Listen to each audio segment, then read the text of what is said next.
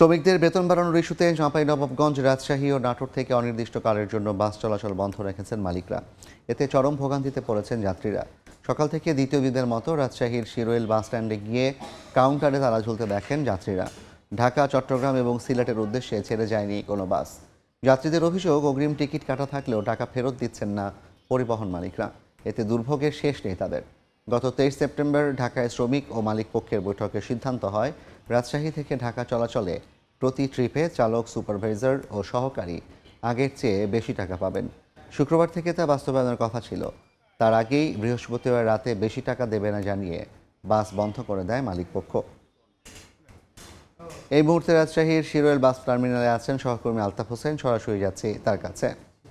আলতাফ, রাজশাহী, চাঁপাইনবাবগঞ্জ এবং নাটোর থেকে ঢাকাগামী যেসব দূরপাল্লার বাস আছে সেগুলো আজকে দুদিনের মতো কিন্তু বন্ধ আছে এবং এই বন্ধের ফলে যাত্রীদের ভোগান্তি কিন্তু চরমভাবে পোহাতে হচ্ছে। এবং আমরা দেখতে পাচ্ছি এই মুহূর্তে রাজশাহী শিরোইল বাস স্ট্যান্ডে কিন্তু সবগুলো বাস কাউন্টার বন্ধ আছে, তবে একটি মাত্র বাস একতা তারা কিন্তু আসলে চালু রেখেছেন।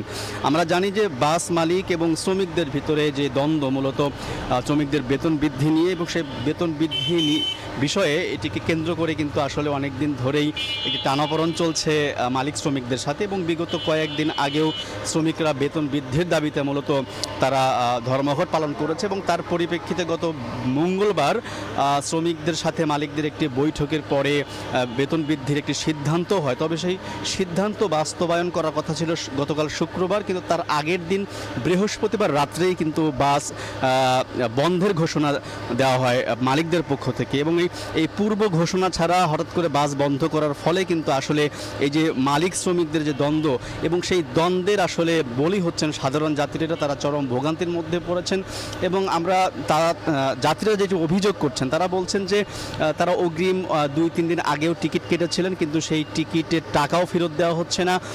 এমনকি কখন নাগাদ গাড়ি ছাড়া হবে সেই বিষয়টিরও আপডেট কিন্তু যাত্রীরা পাচ্ছে না। ফলে অগ্রিম টিকিট যারা কিনেছেন তারা তো ভোগান্তির মধ্যে পড়ছেনই, এরপরও যারা হয়তো জরুরি ভিত্তিতে ঢাকাতে যাবেন বা দূর সিলেট বা অন্য কোথাও যাবেন, তারাও কিন্তু মূলত বাস স্ট্যান্ডে এসে কাউন্টারে এসে দেখছেন বাস বন্ধ।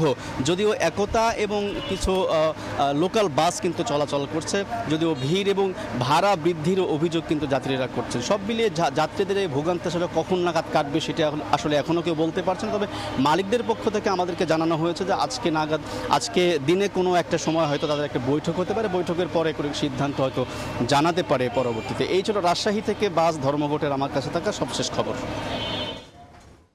সরাসরি যুক্ত ছিলাম রাজশাহী শিরোইল বাস টার্মিনাল এলাকা থেকে।